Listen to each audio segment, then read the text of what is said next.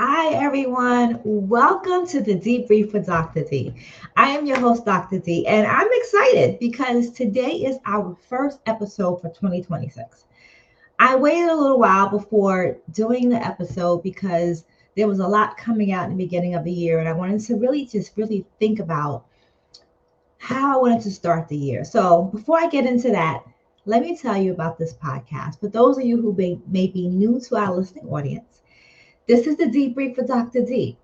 And this podcast was created for the leader who carries the weight that no one else sees, carries that strength because they have so much pressure and no one really sees what it takes them to carry that weight.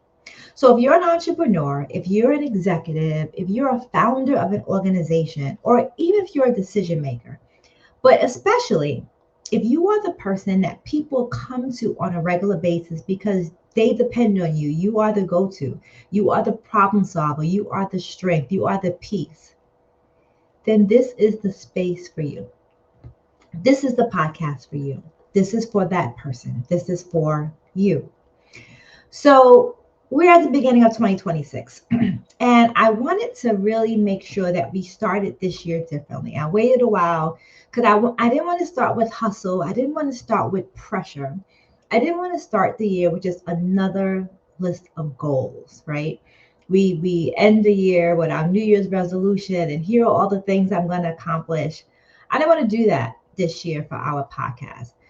I wanted to start with alignment. And when I say alignment, I mean real alignment in recognizing where you are supposed to be for 2026. And we're going to dive into that a little bit because, I truly believe that how you start the year will determine not just what you produce, but it'll determine what it costs you to produce it. Did y'all get that? Write that down. How you start the year determines not just what you will produce, but it determines what it'll cost you to produce it. You heard the saying, and it's biblical, it's scriptural. You don't look like what you've been through, right? You look at someone and you see them on the outside and they look strong, they look put together, everything is okay. But you don't know what it cost them to get there. You don't know what it cost them to be in the place that they are. So I say that because how you start the year not only impacts what you produce, but also what it's going to cost you. And that's what we talk about. So I did a masterclass this week. We started with a great masterclass. I hosted it and it focused on helping people to release the weight they've been carrying. Like releasing that invisible weight you've been carrying so you don't carry into 2026. Hundreds of people signed up. It was really a phenomenal way to start the year. But what I want to talk about related to that masterclass is not how many people signed up. What struck me the most was the stories. When we ran the ads, I looked at the comments and social media. I watched the chat the night of the masterclass, and we're going to do it again. So be on the lookout for that. Connect with me on social media so you can make sure you get those ads and you know when our next masterclass is. But the stories, like leaders who had been holding it together for years, expressed that and expressed the need for a path forward. Executives functioning at a high level while privately unraveling. There were entrepreneurs who had built successful businesses, but really felt emotionally exhausted, spiritually disconnected, and somewhat unclear about their next season. So, in reading that and being in that space, what became clear to me was this. There are a lot of people who are hurting. I mean, hurting and hurting quietly. And many of them are the very people everyone else depends on, right? And feel like you don't have time or you can't just stop. So it really affirmed and confirmed my assignment and what brings me to this work and my why, right? Why I'm doing this, why it matters so deeply to me. And, you know, I want to talk about one of the core issues of leadership, and that is leaders not having a place to land. It's not about strategy, it's not about being the most educated person or having all the experience. What happens with leadership erosion is not having that safe place to land. And I think this is a truth that we don't say loudly enough. We skip over it. And if you think about it, you know, leadership rarely fails because of incompetence. It rarely fails because if you hire someone and they're in that leadership role or you are that leader, you have a sense of confidence nine times out of 10. That's not the reason why leadership erodes and why it fails. I believe and I've seen that leadership fails most often because of unaddressed strain, unprocessed concerns, issues, grief, challenges. And it doesn't happen overnight. It's not like boom, the leadership is falling apart and it was fine yesterday. It doesn't collapse all at once. It erodes. And if you know anything about erosion, it's a process, right? It takes time. There's something that happens throughout time where the erosion starts. And erosion can be because of many things. It can be because of grief that's ignored, that's not addressed. It can be when we normalize exhaustion. Anyone go to bed at night and wake up and you're tired, like you didn't just sleep, you didn't rest. So it's because we normalize exhaustion. It's how often do you hear people say, "I'm tired, I'm exhausted," and then they just keep going. That's normalizing exhaustion. It can be when your identity becomes tied to your output. So who I am is based on what I do. You know, when you ask somebody, who are you? They say, oh, I'm a teacher, I'm a mother, I'm a this. That's not who you are. That's what you do. So when your identity becomes tied to your output, or this is a big one, when survival becomes a leadership style. Okay, I teach a class at Metropolitan College, but actually my class at CUNY BMCC is about management and leadership, and we teach on leadership styles. Nowhere in the curriculum do I say survival is a leadership style, because it's not. Survival is not a leadership style. And the most dangerous part of that, I think, when I think about that, when I hear that, is as a leader, oftentimes we don't know where to put the weight. We don't know where to put the things that are on our shoulders, the weight that we're carrying. We don't have a safe place to land. So that's what this year is about for us. For the Dee-Brief with Dr. D, Dr. Darlene Williams Consulting, my first business, and Restoring Bountiful Joy, my second business, we are focused on, through our workshops, through our conferences, and I have two big conferences coming up. I'm going to tell you about them. And through this podcast, we are focused on one central theme. And that theme is protecting the leader behind the mission. How can we strategically, with tangible tools, excuse me, protect the leader behind the mission? That's what we want to do. Because when you think about it, the mission cannot outlive the leader. And it cannot outlive the leader's capacity, right? You know, there's succession planning, people come and people go. But if you're there and you're the leader and your capacity is shrinking, then we have to do something about that. And you know, that's the why and why I do this work. You know, we are focusing not just on the leader, but we focus on the organization, because we can sow into the leader, we can give the leader tools and resources to help the leader succeed and go through the journey. And we're going to talk about my frameworks. But the organization has to be on board too. The organization has to be aware. The organization has to be informed and educated in what it means to be human-centered, what it means to protect their leadership. That's key. That's critical.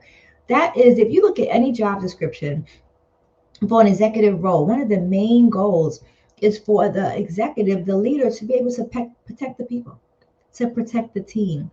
So, it's really, important that we not just only focus on the leader, we focus on the organization.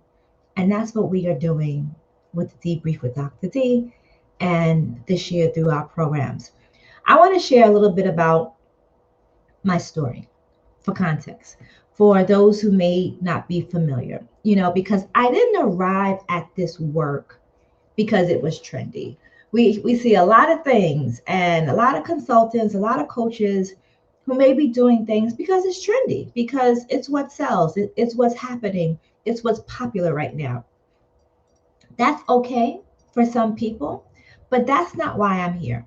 That's not why this is my passion, my purpose, and my assignment. Three different things. We're going to do a podcast about the difference between passion, purpose, and assignment.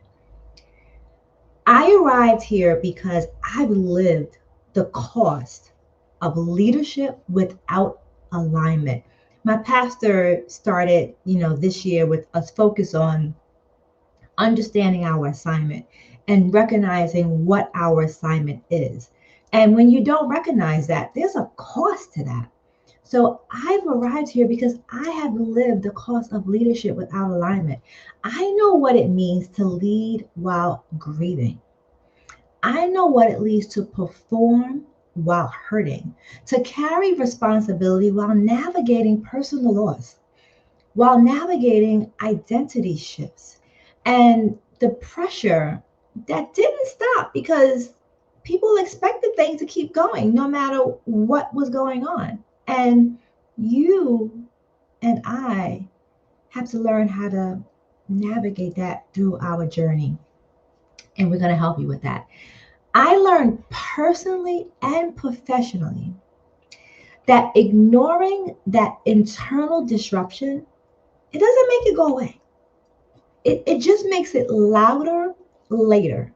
So we ignore it now and we don't address it now. All that will happen is it will become louder later.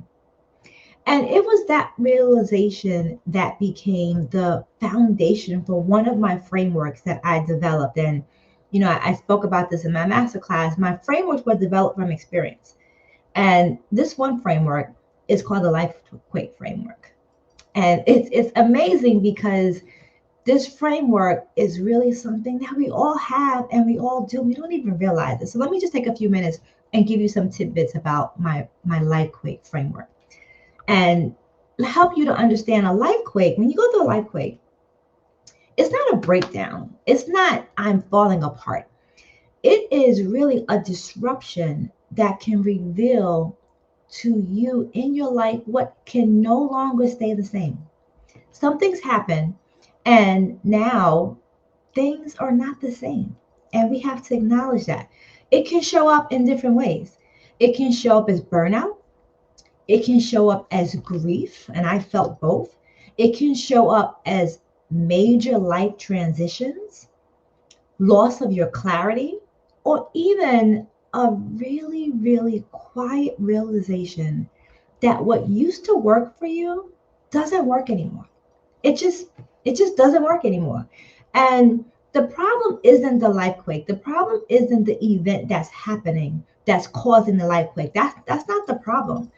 The problem is when we try to lead through it without addressing that it's there. We try to just keep going and masking it, wearing that mask, right? I talked about this last year, without addressing that it's there.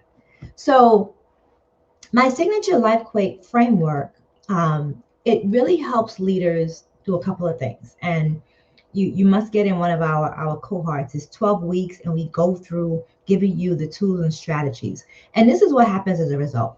It helps you to assess what shifted, right? So make an assessment about what shifts. It helps you to stabilize your capacity, because capacity is something different than what most people think. And it helps you to realign your identity and your assignment. And when you do all these things, you're able to now move forward without abandoning yourself. And that's the most critical piece, because when you go through a life quake, you're different. Things happen, and we want to make sure that you can move forward without abandoning yourself. So I'm going to give you something today. I like to do things in threes, right? If you follow me. So I'm going to give you 3 leadership strategies that I want you to take on for the beginning of 2026. And then let's talk about coming in to meet with us and having, you in one of our programs. But I want to give you 3 strategies. Are you ready? Get your pen and paper out, or whatever you're going to use to write this down. Strategy number 1. Strategy number 1 is to identify what your assignment is. Not just your agenda, identify your assignment. And, as I sit here in this, I just looked and I see my parents behind me, because they, although they're not here anymore in the natural, they help me to identify my assignment as a leader. And what tends to happen in the beginning of the year, most leaders, we start with this calendar, right? We start with, here's what's happening throughout the year. Here's what's happening in my business, with my team, what I have to do. So you have your calendar, but have you started your year with clarity?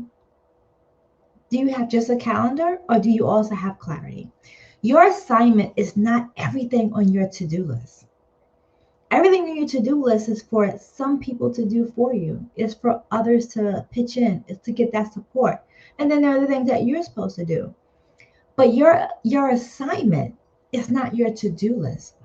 What you are uniquely called to steward in this season, what requires you, not just your skills, and what aligns with where you are now, not who you were 5 years ago.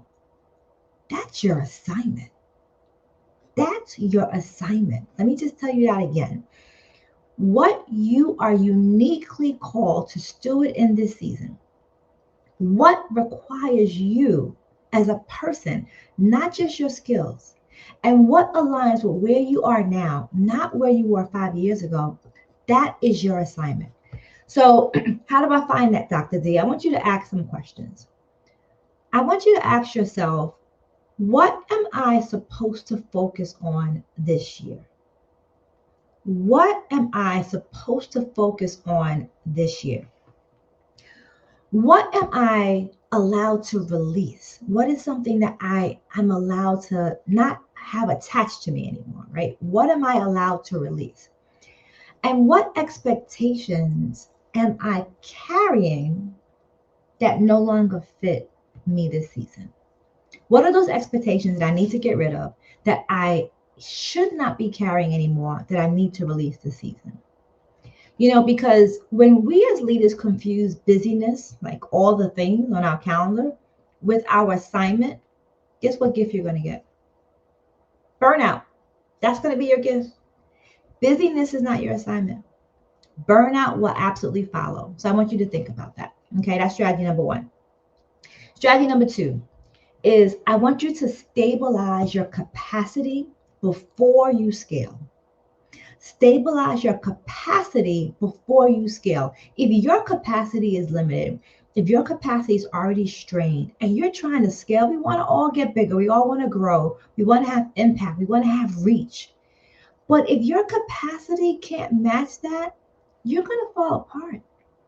So you need to stabilize your capacity before you scale. And, I alluded to this a little earlier, that capacity is not just time. Capacity is not how much time I have on the calendar, how many hours I have in a day. We all have the same amount of hours in a day. Capacity is not just, how much I can get done in a certain period of time. Capacity is emotional, right? Your emotional capacity. Capacity is mental. Capacity is spiritual bandwidth. Have you ever heard yourself or anyone else say, I just can't deal with that right now? I can't deal with that right now. Come back another day. That phrase alludes to emotional and mental capacity, not time. I can't deal with it right now doesn't mean that I don't have time to deal with it. It could mean, and most likely it does mean, is I don't have the mental or emotional bandwidth to deal with it right now. That's capacity. So that's what I mean by making sure that your capacity is in alignment before this year starts, really. You can't pour. We always say you can't pour from an empty cup. I get that as an individual, but as a leader, you can't pour vision through exhaustion, right? Write that down. You can't pour vision through exhaustion. If you're exhausted, you can't pour out your vision. You can't make clear decisions from depletion. So before you expand anything this year, you must ask yourself these questions. What am I currently doing that's draining me? What am I currently doing that's draining me, that's making me exhausted? What decisions am I making from survival because I'm trying to survive instead of from clarity, right? And where do I need support? Not advice, not another motivational speech, but I need real support. I need stabilization. I need someone or something to come in and help me. Okay, I'm going to stop here for a minute. January 31st, I'm going to put the link in the show notes. We are having our first conference of the year, so one-day summit. I'm going to be going into really in depth with a lot of this in the beginning, in the morning. But in the afternoon, Dr. Lethea Owens is coming in from Florida, and she's going to speak to you about stabilization. She's going to speak to you about automation and technology and the things that you need to make sure that you are stabilized for 2026. How to get your business, your leadership in the right place from a technology point of view, from an automation point of view. You don't want to miss January 31st. But then also, March 21st, our one-day conference is going to be amazing as well. So I'll tell you about that at the end. But that stabilization reminded me of January 31st. Because when we stabilize, our capacity doesn't have to slow down. What we're really doing is we're protecting our decision integrity, right? And we're protecting how we make decisions and whether it's in a way that we can regulate and understand. So that's strategy number 2. My last strategy, and we're almost done, strategy number 3 is to build a safe place to land. Some people, their safe haven is their house of worship. Their safe haven is their family members. My parents were my safe haven. So we have to make sure that as leaders and executives, we have a safe haven. We have a place to land. Every leader needs a space where you don't have to perform. I think every person needs that, where you can be vulnerable, where you can tell the truth. And how about a space where you're not the strongest person in the room? Wouldn't that be amazing to actually be in a space where you are not the leader for a minute, for a day? You're not the strongest person in the room. You're not the person that everyone comes to all the time. You have to develop that space. And I want to say this about isolation, because sometimes when we can't find that place, we tend to isolate. No, don't do it. Isolation is one of the greatest threats to not only leadership longevity, but to you as a human being. There's a quote that isolation is the devil's playground, because when you're isolated, it leaves room for all these other voices to come in. And most often those voices are lies, they're negativity, they're things that are getting to you because you're isolated and you're not seeking wise counsel. You're not in a space where you're hearing positivity and people are sowing into you. So if you don't intentionally create a safe place to land, your leadership will eventually become lonely. It'll become reactive and it'll be unsustainable. So I don't want you to think about it as weakness when God sends you a safe place to land, because it's not. It's wisdom. It's wisdom. It's wisdom. Being around people where you have a safe place is wisdom. So those are my 3 tips for you for today. I wanted to begin this year really intentionally, but I also want to invite you to something as well. If you're feeling the weight, if you are feeling like you know something has shifted, if you're navigating your own personal life quake and you're trying to lead at the same time, I encourage you to book a call with me. Book a confidential strategy call. You can see the QR code there, which will help you to use that link to book the call. Now, this is not a sales call. This is a clarity call. This is a space where we can assess where you are. We can identify what it's costing you right now. But most importantly, I think, is on this call, we help to determine the right next steps for you for support. Because you don't have to carry this alone. There are resources and tools to help you. And my framework is one of them. So March 21st, I'm going to put this in the show notes as well, at the JFK Marriott all-day conference. This is our annual executive leadership conference. There are going to be other people just like me who are going to be there giving you resources and strategies to help you in the new year. We're intentionally having that conference right when the first quarter is ending because I want to make sure that you walk away with connections. You walk away with a network. You walk away with developing that safe place for you to land. So we have curated a really strategic group of speakers that are going to pour into you. So March 21st, JFK Marriott, 9:30 to 6 p.m., our annual executive conference. You want to be there. And also, I encourage you to subscribe to this podcast. This podcast exists to help leaders without letting you lose yourself. It gives you the tools and resources you need to protect the leader behind the mission. We're going to have guests on this podcast this year that are executives themselves, and they're going to share with you their journey. So I want you to start this year grounded, and I want you to start this year aligned, and I want you to start this year clear. This has been the Dee-Brief with Dr. D. Real talk, real strategy, real leadership, one insight at a time. We will continue this conversation in our next episode, but until then, lead well, be strong, take care of yourself, and take care of the leader who's leading behind the mission. This is Dr. D. See you soon.